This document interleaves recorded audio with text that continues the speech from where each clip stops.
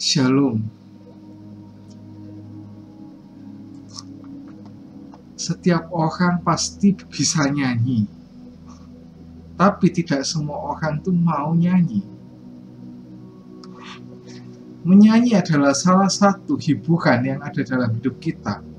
Menyanyi itu membuat hati kita itu gembira. Firman Tuhan mengatakan hati gembira yang adalah obat yang manjur. Kenyataannya banyak orang yang tidak mau memanfaatkan apa yang sudah Tuhan berikan untuk membuat tubuh kita ini sehat. Menyanyikan pujian kepada Allah adalah sarana untuk masuk ke dalam hadirat Tuhan. Paulus dan Silas mengetahui rahasia masuk ke hadirat Allah yang penuh kuasa melalui pujian. Pujian dan penyembahan dari hati akan membawa ke hadirat Tuhan yang begitu menyenangkan, dan Tuhan untuk menyalurkan kuasa-Nya dalam hidup kita.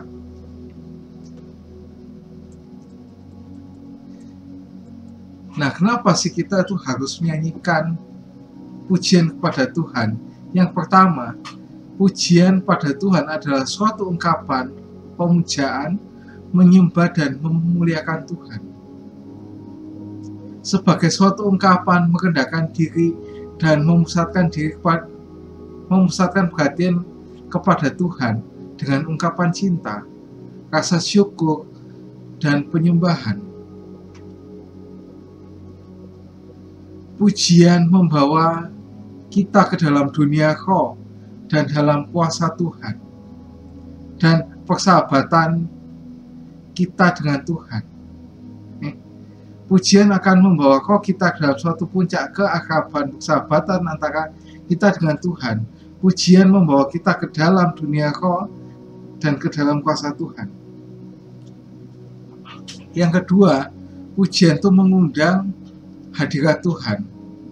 Mazmur 22 ayat yang keempat berkata, "Padahal Engkaulah yang kudus yang bersemayam di atas puji-pujian orang Israel." Di sini nyata bahwa di atas setiap pujian umatnya Allah bertahta.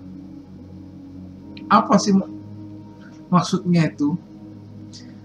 Artinya Tuhan hadir, dan kehadirannya berarti bahwa ada kemuliaan surga dan membawa damai sejahtera dalam kehidupan kita. Dalam ayat ini tertulis orang Israel, dan kepada semua kita orang percaya yang percaya Tuhan Yesus itu merupakan Israel rohani yang telah dicangkokkan ke pokok anggur yang benar, yaitu Tuhan Yesus. Jadi saat kita memuji Tuhan dengan kesungguhan dan ketulusan hati, maka di situ Tuhan hadir. Yang ketiga, pujian itu adalah suatu ungkapan iman dan suatu deklarasi kemenangan. Pujian adalah senjata rohani yang diberikan Tuhan kepada kita. Karena itu pergunakanlah mulut kita untuk memuji nama Tuhan. Pujian adalah refleksi iman kita kepada Tuhan. Pujian dapat membawa pikiran hati kita terarah kepada Tuhan yang berkuasa. Contohnya di lagu ini, kekuatan di hidupku ku dapat dalam Yesus. Dia tak pernah tinggalkanku, setia menopangku, berseru berharap dalam Yesus. Ajaib Kau Tuhan, penuh kuasa sanggup pulihkan keadaanku. Dalam tangan-Mu seluruh hidupku tak akan goyah selamanya. Nah, kita bisa belajar tentang kuasa dalam pujian ini dari kisah Paulus dan Silas. Ini menceritakan bagaimana dahsyatnya kuasa nyanyian pujian yang dinaikkan ke hadirat Tuhan. Kita buka di Kisah Para Rasul 16 ayat 23 sampai 31. Kisah Rasul 16 ayat 23 sampai 31.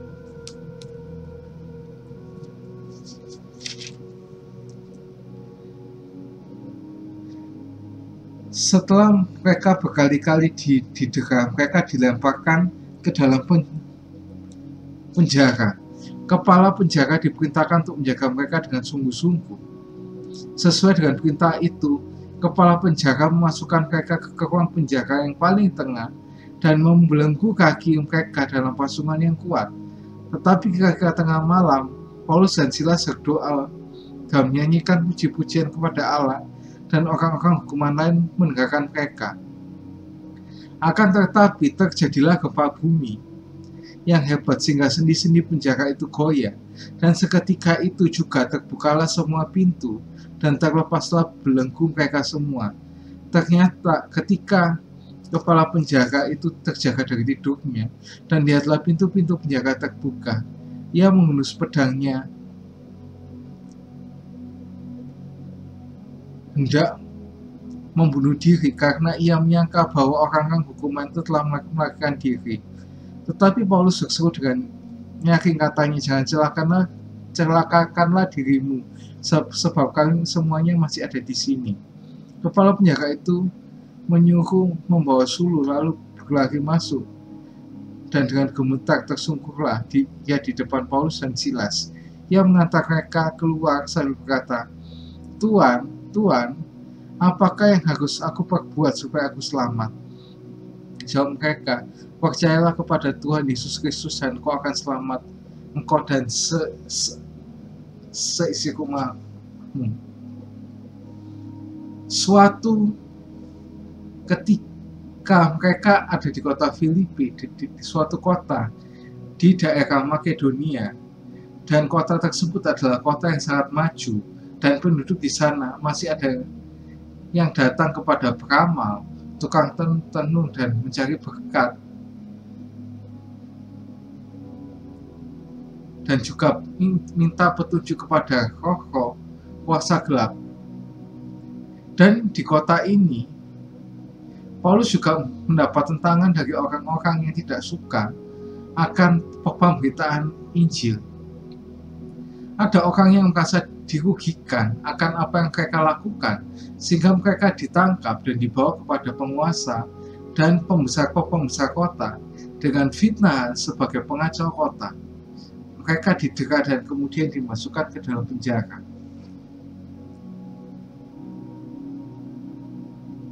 Maka itu tadi di ayat 23 dan ayat 24 tuh yang dikatakan setelah mereka berkali-kali didera, mereka dilemparkan ke dalam penjara.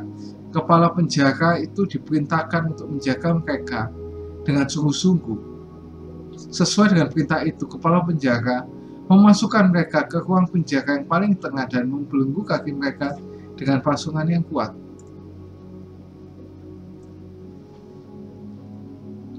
Nah, ini yang perlu kita pelajari, yaitu keadaan ini tidak mengaruhi semangat Paulus dalam mengikuti Yesus ataupun memberitakan Injil. Bahkan kita akan melihat bahwa belenggu maupun penjara tidak dapat membungkam dan menghalangi pelayanan mereka. Seharusnya pengalaman ini menjadi pelajaran buat kita bahwa dalam segala keadaan kita jangan lemah dan mudah menyerah atau bahkan berputus asa.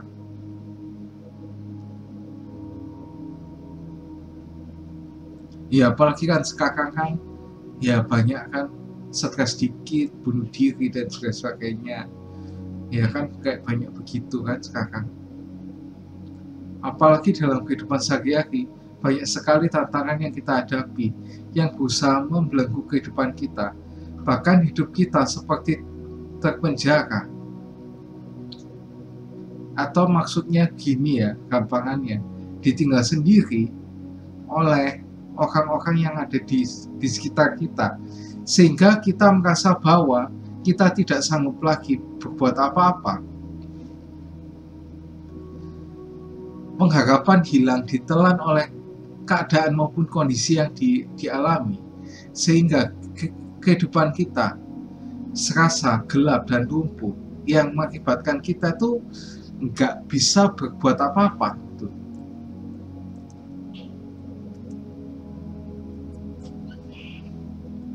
Pekerjaan yang tidak menentu, orang-orang di sekeliling yang membenci kita, keuangan yang selalu berkekurangan, rumah tangga maupun keluarga yang selalu bermasalah, teman pelayanan yang selalu juga bertentangan dengan kita. Semuanya itu yang selalu kita hadapi dalam kehidupan sehari-hari. Tapi keadaan ataupun masalah itu yang terjadi tidak boleh menghalangi kita untuk tetap setia di dalam Tuhan. Jangan sampai kondisi tersebut justru membelenggu, bahkan memenjarakan hidup kita, sehingga kita tidak dapat berbuat maksimal bagi kemuliaan nama Tuhan.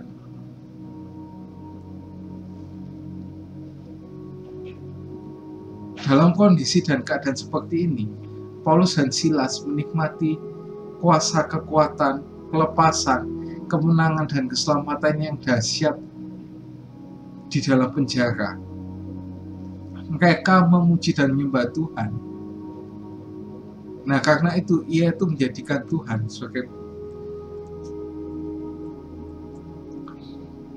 pusat penyembahan dan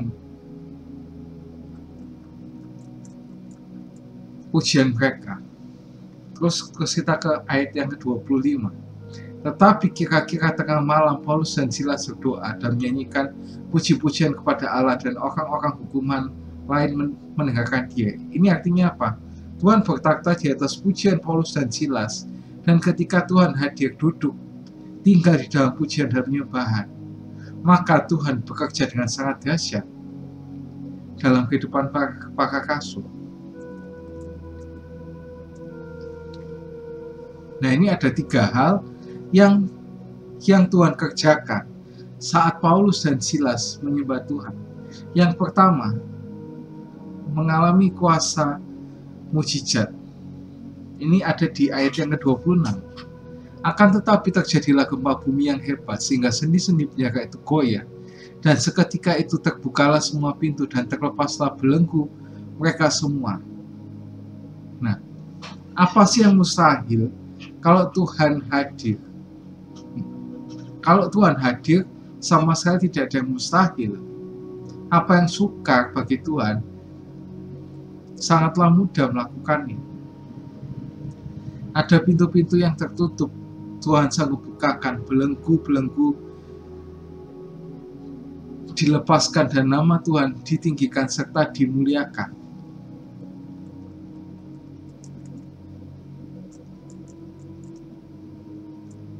Dan menjadi kesaksian. Ada banyak orang hukuman lain yang mendengarkan Rasul Paulus itu, melihat hal yang luar biasa terjadi saat Paulus memuji dan menyembah Tuhan. Seperti yang dikatakan di poin yang pertama tadi, kan terjadi gempa bumi yang hebat, sendi-sendi penjara goyah, semua pintu terbuka, belenggu terbuka, gitu ya. Orang melihat kuasa bekerja dalam kehidupan orang-orang percaya yang memuji dan menyembah Tuhan. Ada perubahan hidup dalam diri penyembah-penyembah Tuhan. Ada kemuliaan yang terpancar dan terus menjadi berkat bagi kota dan banyak orang. Yang ketiga yaitu membawa jiwa datang pada Tuhan. Itu ada di ayat 27-31. Di situ apa Paulus menginjili kepala penjara itu yang mau bunuh diri, ya, sehingga orang itu bisa percaya sama Yesus. Ini di Mazmur ayat 40 ayat yang keempat mengatakan, Ia memberikan nyanyian baru ke dalam mulutku untuk memuji Allah kita. Banyak orang yang melihatnya dan menjadi takut lalu percaya kepada Tuhan. Nah, tidak ada satupun orang yang bisa dekat pada Bapa jika bukan Roh Allah yang menariknya. Jangan pernah mencoba menobatkan atau mengubah orang dengan kekuatan kita sendiri. Perubahan hanya bisa dikerjakan oleh Tuhan. Kuasa Allah atau kuasa Injil yang menarik orang-orang datang kepadanya melalui kehidupan yang memberikan pujian dan penyembahan kepada Tuhan. Dan ini berarti orang yang hidup dalam pujian dan penyembahan akan berbuah-buah secara rohani. Nah, kesimpulannya ada 4. Yang pertama, jadi ketika kita menaikkan semua pujian dan penyembahan kita, baik dilakukan secara pribadi maupun di dalam jemaat, maka Tuhan ada hadir di dalamnya. Tuhan duduk dan berdiam serta bertahta saat kita datang memuji dan menyembah Tuhan. Jika Tuhan hadir di dalamnya dan Tuhan duduk diam serta bertahta, maka di saat itulah kuasa pujian penyembahan yang mengalir dalam ibadah kita dan dalam setiap pribadi yang datang kepada Tuhan. Yang kedua, yaitu ada mujizat Tuhan yang sedang Tuhan kerjakan dalam hidup kita. Mungkin ada yang bimbang akan diteguhkan, yang hancur akan dipulihkan,